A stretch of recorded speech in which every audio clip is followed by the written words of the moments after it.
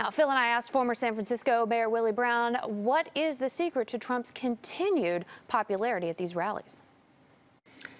He is spectacular. Only Beyonce gets it better than he does. Believe me, he is a road show of his own, Phil, and I suspect that many other politicians would like to be the warm-up act. Well, I'll tell you, I think, what is his secret? I think in one word, it's the economy. As long as the economy's growing, we've got jobs numbers that have just come out that are quite good, and a great GDP right now. I think as long as that keeps chugging along, he's going to be just fine. Wait a minute, you're so serious. This guy is an entertainer. Those people who are in attendance, they had no idea that the economy is better. They're there for religious revelation purposes. They're not there to discuss anything seriously. Well, I think the economic numbers reflect things that I think that they're seeing in their daily lives. Their relatives getting jobs. He's supposedly out there campaigning for Republican candidates in these key elections.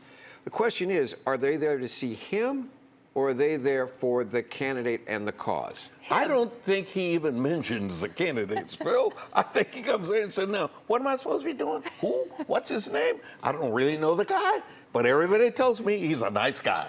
But let me tell you what I'm doing. Sounds like you, when you do your public speaking. Well, mine is single subject. But seriously, is this about Trump, or is this about an ideology that he's talking about? Well, I mean, what's the difference, right? I mean, to some degree, the man and the platform are the same, and they're not necessarily a traditional Republican platform. But it's clear he comes out with like a piece of paper and is like, I vote for Joe Smith, and then goes into his own thing. And he also walks around and entertains on the stage. He does not stay with the teleprompter. He doesn't do any of that. He will say something, and then he'll turn around because people are all around him. What does this say hats. about the people who predicted he was going to be flat and dead by now? They're wrong. They were wrong that he couldn't make it to begin with. They're wrong that he can't sustain it. He is, in fact, sustaining it. The only shot America has of getting rid of Donald Trump is Robert Mueller, and Trump knows that. So I've got a question for you, since you have access to a lot of insiders.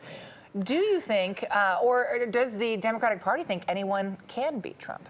Well, I mean, there's a laundry list of just about, 20, 40 people, depending on who you believe, who want to go out and run against Trump. Although, when I was interviewing Sean Spicer the other night at the Commonwealth Club with regard to his book, I asked him, who's the biggest threat, who's the biggest Democrat threat to the president? And he said that Joe Biden, he thought, was a good matchup because Joe Biden has a sort of populist credentials and it can sort of try and horn in on some of the support that the president gets for some of his more populist policies. So, do you think these campaign rallies are going to help the Republican candidates in November?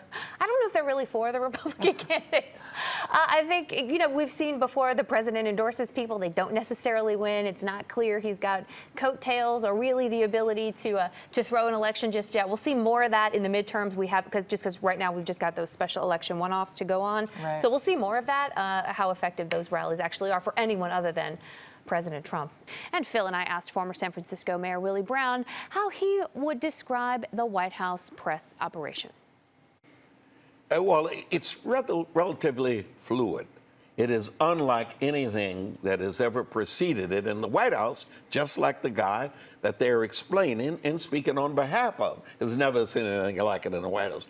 There do not appear to be any real journalists working in the press room at the White House. Wait a minute. Melissa, you had the opportunity this week to do a sit-down with Sean Spicer, the initial press secretary. What were his observations? I did. So, first of all, I asked him and earnestly asked him, does this president need a press secretary? I mean, the press secretary is conveying the president's thoughts to the American public, and this president has no problems going straight to the American public with his thoughts via Twitter or, even doing his own press conferences. And Sean Spicer said, oh, well, there are these sort of administrative tasks and sort of one-offs that we need to be able to help with. And it really was not a robust defense of the press secretary job at all. Now, you asked him also, when did he know it was going wrong? And he said? The first press conference, the one where he said it's the largest audience, period. He said that was the beginning of the end. He said he lost credibility. He never got it back. And believe me, he has to be kind of like Sarah. she doesn't rely upon the credibility. What is the secret of Sarah Huckabee's success? Because everybody, when she first out, said she's not going to last. This is not working. She doesn't look the part. She doesn't act the part. And yet she's been the most successful. And that is because she's not even concerned about what you, as a reporter, think of her. What you, as a person writing a column, think of her. She goes out there to be Donald Trump. And that's all she is. Well, so Sean Spicer said, I asked him sort of how does it work in the office? So you go to the president, he tells you exactly what to say. Do you debate him? Do you push back and say, we can't say that?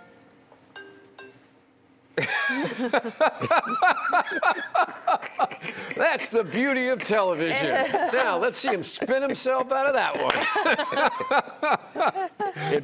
one. Sorry, we're out of time. Back to Trump you guys. Calling to say thank you. Okay, so I've got to know the answer. Unfortunately, Willie's phone cut you off there, but what did he say? And let me preface this with, in the soundbite we just heard from Sarah not long ago, she basically said, listen, this is the president's views. I've made my views clear. These are the president's views, moving on. It sounds like Sean really was hammered and lost his credibility because he was essentially disseminating the president's views or what he was told to say. So what was Sean's answer? So what he told me was that he would go to the president and say, and they would discuss issues. And if Sean Spicer had an issue with what was being said and there was a debate, the president would say, just tell him the president thinks X. And so you sort of hear, for example, with Sarah Sanders saying, look, this is the president's views. So to make it clear that, look, I'm just here to convey the president's views. I'm not necessarily personally endorsing this. I can't tell you this is true or not, or that the President Obama bugged the Trump Tower or some of the things that Sean Spicer had to get up and defend. So when you see the press secretary saying the president thinks X, that apparently is code for, I'm not sure I totally agree with this personally, but that's what the president has told me to say as we convey it. It does strike me in the soundbite we just heard there earlier with Sarah Sanders, where the press corps was saying, we want you to say this, and Sarah was saying, it's not my role to say that. I'm not telling you my opinion, I'm telling you the president's. Yeah, arguably that was not a fair question. Right.